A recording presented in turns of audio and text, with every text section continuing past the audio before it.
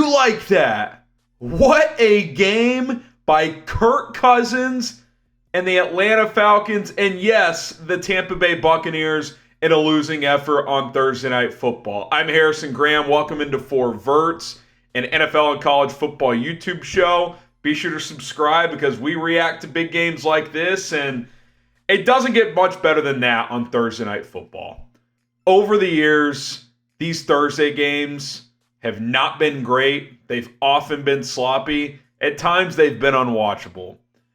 Give the NFL and Amazon credit for getting better games on Thursday night, better matchups, and boy did it deliver tonight.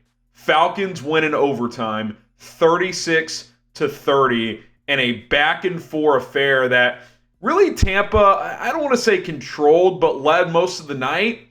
And both teams had a critical mistake late, but the Falcons find a way to get this thing into overtime and win an epic game, 36-30. We're going to break it all down, but if you love the NFL, if you're passionate about this sport like I am, hit the subscribe button. We're putting out videos every day. Most days we're doing multiple videos now. We also put out college football content.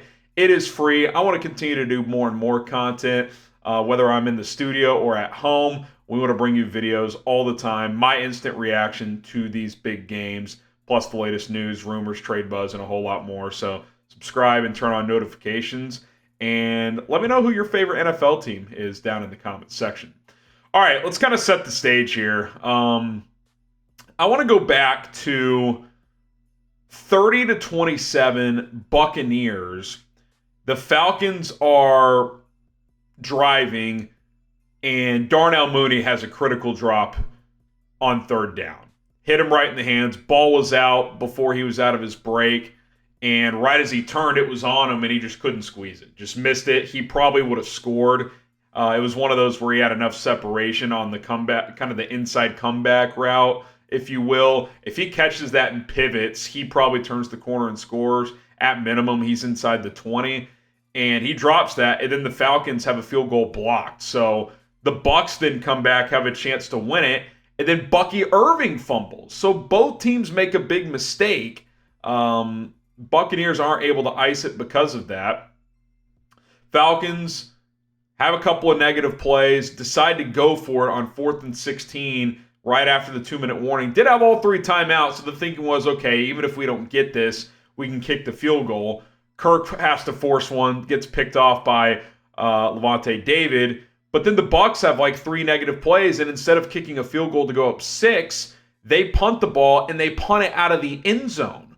So then the Falcons have the ball at their own 20 with about 1:05 to go, and all they need is a field goal. And they get a couple of plays. They're at about the Bucs' 41-yard line with 12 seconds left. They throw a quick slant in the middle of the field, and you're thinking, what are you doing? The game's over for about a 12-yard completion. They sprint up there and clock it with 1 second left. And you're like, wow, that was impressive. Like, it seems like all the time teams with 20 seconds left get tackled inbounds and can't get a spike off. Clearly, they were well prepared and had practiced that over and over again, knew exactly how much time they had to pull that off, and they did. But then they took a delay of game. So instead of a 47-yard field goal for Younghoe Koo, who was 2 for 4 on the night, missed one, had the one blocked, hadn't missed all year, but hadn't had the best night. Well, what does he do from 52 yards? He drills it right down the middle a week after, or 4 days after, hitting a 58-yarder to beat the Saints. And as soon as it gets to overtime, and as soon as the Falcons win the coin toss, you're like, this is going to be Atlanta's night. Matt Ryan's gone into the team Ring of Honor. The Bucs had kind of had multiple chances to put the game away. Falcons have all the momentum. Tampa's defense is gassed, and the Falcons get a couple of first downs. And then Cousins throws about a 10-yard slant to KhaDarel Hodge. If you've never heard of him, that's okay. I hadn't either before tonight.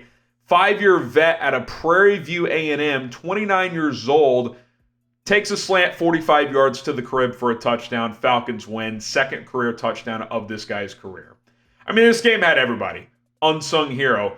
500-plus yards from Kirk Cousins. Mike Evans going crazy. Mooney, Drake London. I mean, if you like offensive football, this was your night. I mean, this was an awesome game to watch. And I always say this, if it's not my favorite team playing, give me the fun shootout. Like, give me 36-30 over 17-12. Like, this was awesome. And yeah, if you're Todd Bowles, you probably have work to do defensively. Tampa feels a little bit older on that side of the ball. The secondary really has issues as well. They have a couple of guys hurt too. Falcons defense has been a little spotty. But I'll say this for Atlanta. That game-winning drive against Philly in Week 2 to win that game by Kirk Cousins, it changed their season.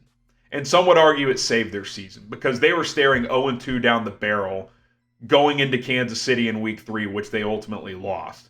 They could have easily been 0-3, and their season could have been basically over. They win that game in Philly. They play Kansas City tough. Didn't win it, but played them tough. Win last week at the gun over New Orleans in a divisional game. And then the offense explodes tonight.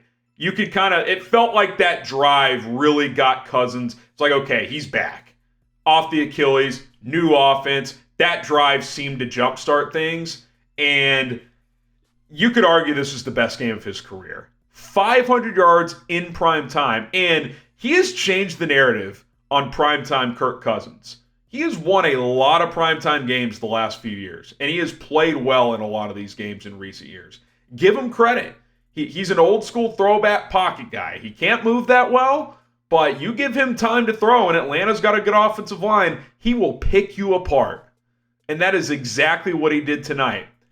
And I know Mooney had that one drop, but he's been a great fit. 105 yards and 2 touchdowns tonight. Drake London, big night for him. Over 150 and a touchdown. I mean, this was fun to watch. Kyle Pitts, 88 yards on 7 catches. Falcons offense was rolling. And Baker Mayfield was good too. Lower volume, but 19-24, $180, 3 touchdowns, QB rating of almost 140. They rushed for 160 yards. They were more balanced. Bijan Robinson only rushed it 12 times for 61 yards. He was effective, but they were so dominant throwing the football. And I'll tell you what, their play caller, Zach Robinson, he's gotten into a groove. He was under Sean McVay for a few years. Shocker, these McVay guys work out pretty well. And, you know, the Falcons took a lot of heat for paying Kirk Cousins and then drafting Michael Penix. Well, Penix is sitting back. He's able to learn from Kirk, and Kirk looks fantastic.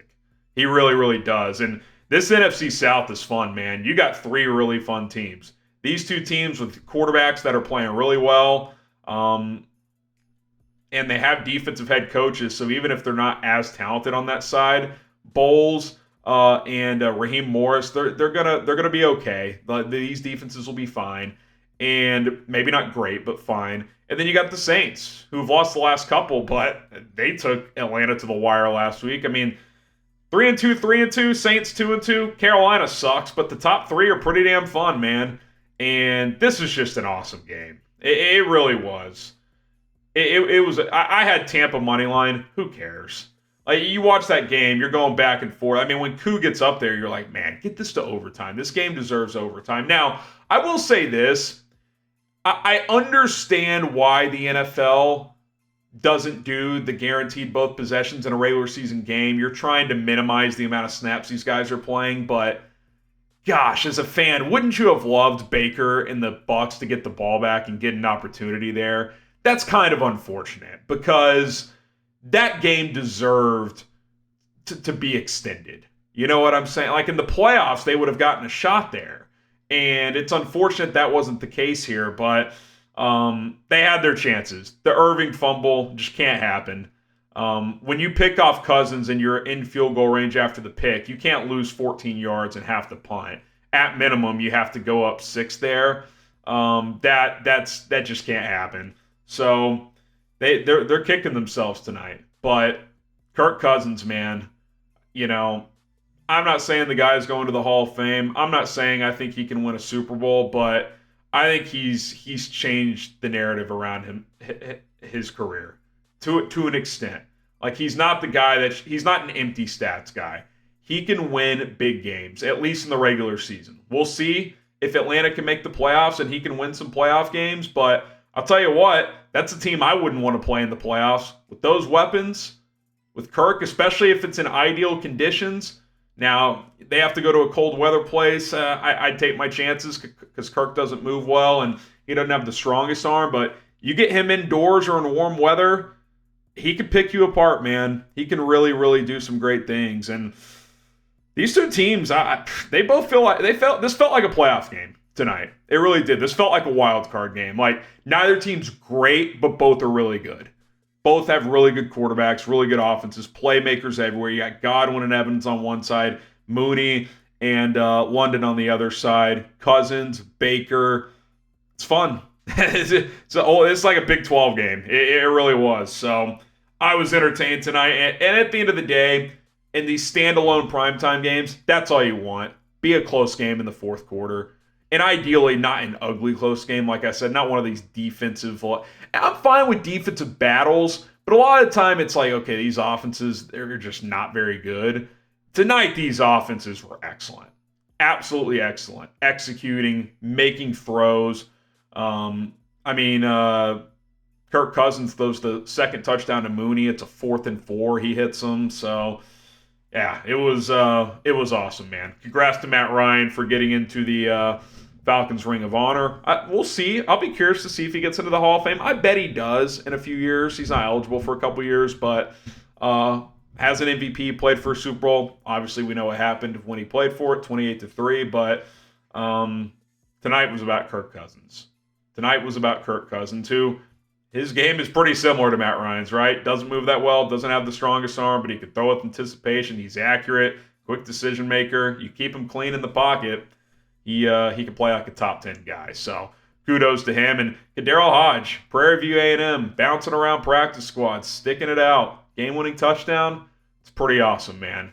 Pretty freaking awesome for that guy. Second touchdown of his career. Wins a game in prime time over a division rival. Doesn't get much better. That's going to do it for our Thursday night football reaction. Again, subscribe to the channel if you want more NFL and college football content. We have you covered. We'll see you guys tomorrow with another video here on 4Verts. Peace.